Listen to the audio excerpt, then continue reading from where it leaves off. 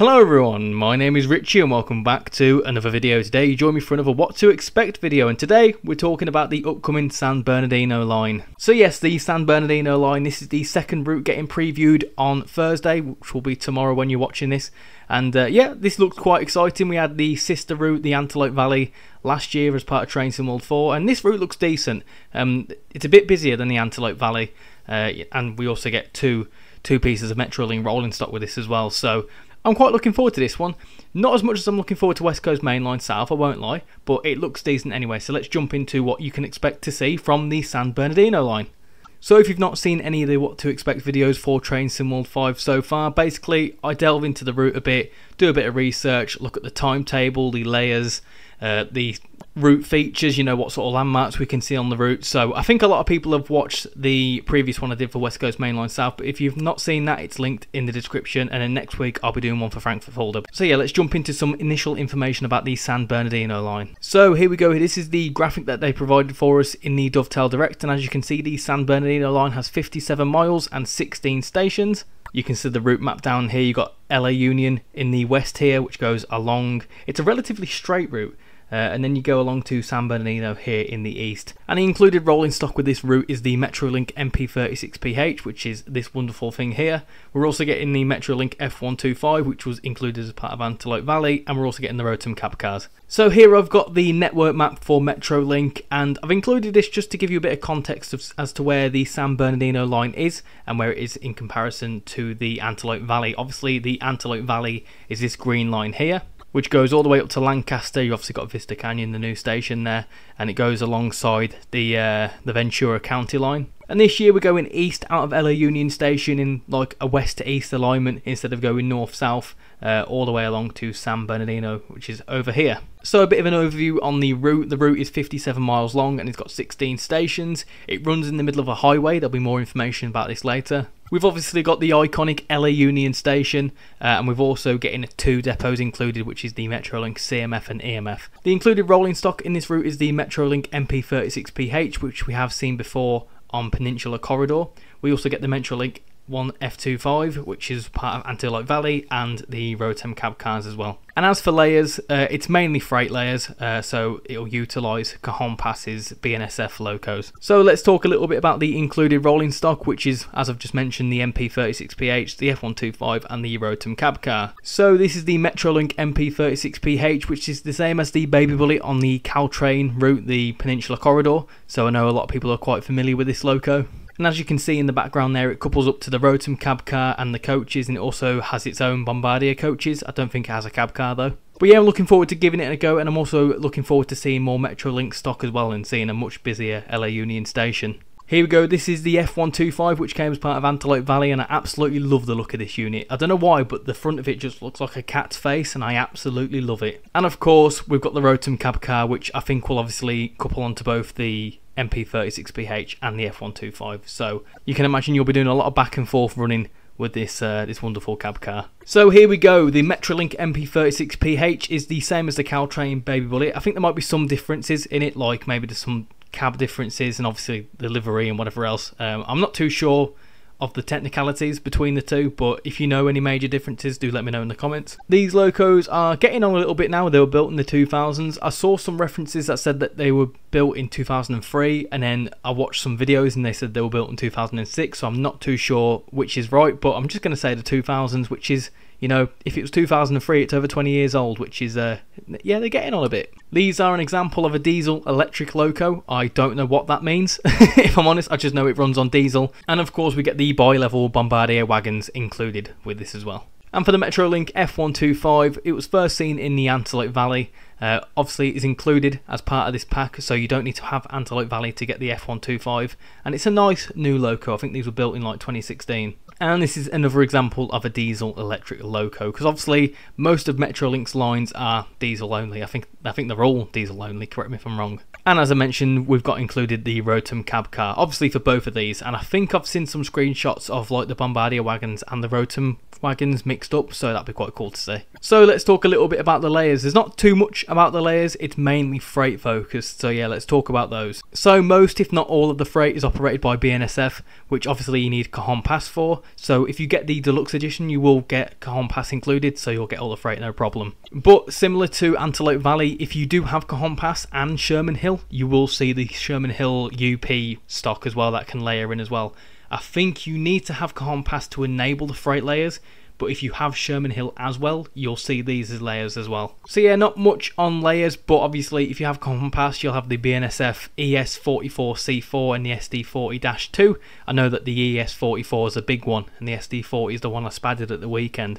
If you've got Sherman Hill, obviously, as I've mentioned, if you have Cajon Pass, you'll be able to use the UP locos as well. I'm not too sure what they're called. And also, you'll see some AI rail tours with the Santa Fe F7 if you own that. I don't actually have that, but if you do have that, you'll see some AI stuff as well. So let's talk about the timetable for this route, which is my favourite part of the video. I love doing a bit of research on the timetable. Not a massive timetable, I will warn you, but it's fairly decent. So here's a screenshot from the live stream that Lucas did for Gamescom, and as you can see, there are two separate timetables for the San Bernardino line. One of which is the standard or weekday timetable, so naturally a bit busier and more passenger focused. And the other one is the weekend timetable, which they confirmed in the article today is going to be more freight focused. So that's actually going to be quite cool. You know, it essentially gives you like a whole different experience. And to be fair, a lot of people have asked for weekend timetables, so it's quite cool that they've gone and done this. So in light of that, I went on to Metrolink's website and I had a look for the San Bernardino line timetable, and obviously I've got the weekday and the weekend timetable just to show you what the difference is between the passenger services. Obviously I can't find a freight timetable. I don't think they even exist, to be honest. So yeah, let's talk about the weekday timetable. So at first glance, it doesn't look great. There's not many services, I won't lie to you, but Metrolink don't really have a busy service pattern anyway. So when I've looked at this, there is about 36 trains per day during the weekdays, and they are roughly about an hour and 45 minutes, so they're quite lengthy runs. What I can imagine Dovetail are going to do are break them up like they did with Antelope Valley, which I quite liked, because an hour and 40 minutes for one service is a very long time. So yeah, assuming Dovetail do split up the timetable into like two parts, we could see around about 72 services, I think, for the weekday passenger runs, and the rest will be freight. Moving on to the weekend timetable, and as you can see, it's not very busy at all. There's 8 trains each way per day, which is not really that much, which is obviously just how the route is. So I think they've said that on a weekend it's more freight focused, so they have said that the freight timetable is much busier on a weekend, and there is also some race day services as well, which is quite cool. And then just ignore this timetable down here, this is for Arrow, which I'll come on to in a little bit. So just a bit of an overview on the timetable. An end-to-end run is about an hour and 40 minutes, and a lot of the services, as you can tell from the timetable, they sort of go from one end to the other, and then you've got like a 10-minute change around, and then you go back. So you won't see much AI, because I think there's only like 3 or 4 trains running on the line all day. On the weekend, you've got 18 trains per day in each direction, so assuming they split them up into 2 runs, will equal about 36 trains per way. But what I do find interesting in the weekday timetable, between like 3:30 in the morning and 8 o'clock at night, there's 2 trains per hour from San Bernardino. Hold on, let me check. So yeah, if you look at San Bernardino from downtown, you've got 20 to 4, 10 past 4, and they're every half an hour up until around 7:45, which is I find quite interesting. I'm no idea why that's the case. I'm assuming that's like a morning rush hour thing. Obviously more people will probably be going into LA than the other way, so that's quite interesting. And then from 8 o'clock till I think the last train is like 6:30, is 1 train per hour, but during the weekday it is more passenger focused. So I've not needed to do any maths for this, because in them screenshots that I found from that video, it blatantly said that there was 160 services for the weekday, which is still fairly decent. I think the Antelope Valley was only like 80 or 90, so it's a busier timetable than Antelope Valley, but you know, nowhere near as busy as like West Coast Main Line or whatever else. As for the weekend timetable, again 8 trains per hour in each direction. Not great, but you know, like they said, it's more freight focused, so there's still going to be a lot of freight on that route. They did also mention in the article that there is some race day services, and I'll go on to that in the route features and landmarks, but essentially there's a NASCAR racetrack, so they're going to do some services focused on that. But with that said, the amount of weekend services is still 148, which is still pretty decent, to be honest. So obviously there's a lot of freight over the weekend, so you freight lovers, you know, fairly decent timetable for you. So with the timetable out of the way, let's talk about a potential DLC. Now this is a difficult one, because obviously we've got a deluxe loco for both the Frankfurt Fulda and West Coast Main Line. We've not really got anything like deluxe loco wise for this route other than Cajon Pass. So I've tried to have a think, because there's not really much you can add into this other than, you know, maybe like another freight wagon. So I thought, well, what could they add? And I don't really think this would work, but I think if San Bernardino Line was popular, they might do an extension, and they could include the Arrow services. So if you didn't know, there's an operator called Arrow, and they run between San Bernardino and, is it Redlands or something like that, and they operate these wonderful brand new Stade de Flirt trains, which, if you're knowledgeable about European trains, you'll know that these are pretty much seen a lot across you know, Germany and wherever else. So if they was to bring them in for a German route, for example, they could reskin it and do it as a DLC for the San Bernardino line. It's a bit of a far-fetched, because I couldn't really think of anything, and I didn't want to just completely exclude a potential DLC sort of section for this video. So that's my idea. They could also couple it with an extension to the route if it was a popular route, so it probably wouldn't be something we see straight away. But you know, for a potential DLC, this is something we could see, and I'd be happy with that. So let's get into our penultimate section for this video. Let's talk about the route features, which initially I didn't think there was much about it, but I've done a bit of research, and obviously they released the article today which helped out, and there's some decent landmarks and stuff, so let's talk about it. So straight off the bat, this is LA Union Station. It's a screenshot taken from Antelope Valley, so obviously quite a key station. You know, still quite busy, and hopefully with the MP36 it'll beef up the station a bit more. Obviously you've got the whole route hopping thing, you can hop onto Antelope Valley and so on and so forth. So yeah, a fairly notable route feature. Here's another key route feature that is quite unique, to be fair. You run in the middle of a highway for about, I think, 8 miles or something stupid like that. I could be wrong. But you literally, it's single track. You leave LA Union and then it's single track for a good while. And then you're in the middle of a highway. I think it's Highway 10. And that's going to be quite weird. Just running in the middle of a highway. That's going to be so bizarre. I was watching some videos about the San Bernardino line, and obviously there's a whole thing about Brightline and stuff in the future, and they want to double track this, and they've got a headache of how they're going to double track it, because obviously the constraint of a highway either side. So it's going to be interesting to see how this route changes in the next few years in real life. But yeah, as for the game, it's going to be cool running in the middle of a highway. Hopefully they make the highway quite busy. This is San Bernardino Station. As you can see the mixture of the wagons as well, which we'll see in the game, which is quite cool. But obviously this is the key termini at the other end of the route. Well, it's not really a termini, it's just the key end point for this route. Here we go. Here's another sort of, it's not a route feature that exists now, but it's a future thing to note for this route. I think this is Rancho Cucamonga or something like that. I forget how it's pronounced. But this is going to be the future termini of the Brightline train, which is going to be the high-speed line between Vegas and LA. Obviously it's seeing a lot of works right now, and similar to West Coast Main Line where you see all the HS2 works, it'd be quite cool if there's like a little bit of works going on here, because I think they've started building this at that station, so that's a key thing to look out for. And lastly, for all my motorsport fans out there, this is the Auto Club Speedway, I think it's called, which is home, or was home, to NASCAR for quite a long time. It's obviously closed down now, but this is going to be quite key on the landscape.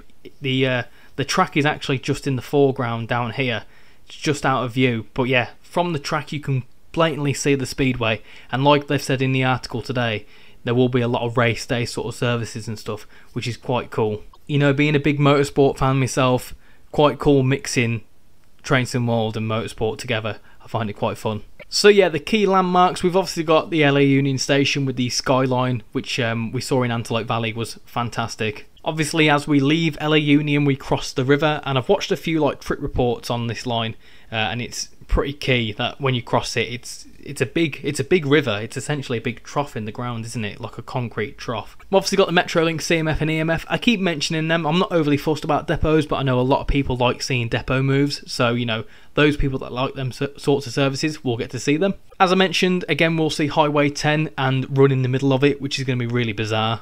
We've got the Auto Club Speedway, which will have some services focused on it. And of course, we've got the Brightline works at Rancho Cucamonga, which is going to be quite cool if they include some, like, you know, little reference to it like they have with HS2 on the Birmingham Cross City and West Coast Main Line. And lastly, obviously the key stations are LA Union and San Bernardino, and obviously of course Rancho Cucamonga because of the key works going on there. But yeah, the other two key stations are I've rendered the line. I'm not really sure about like what other stations are quite key, so if there's any notable stations on the route, do let me know in the comments. And there we go, that is what to expect from the San Bernardino line. Are you excited for this route? Let me know in the comments. Do you know what? All things considered, this looks like it's going to be a fairly busy route, despite the fact it's not really got much of a passenger frequency.